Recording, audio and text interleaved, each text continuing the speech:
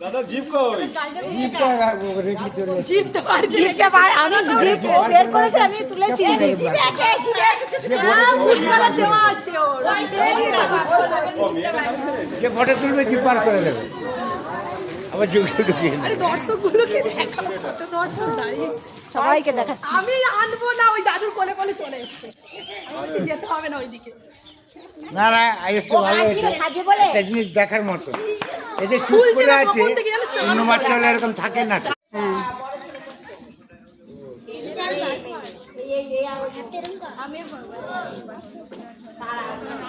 দেখো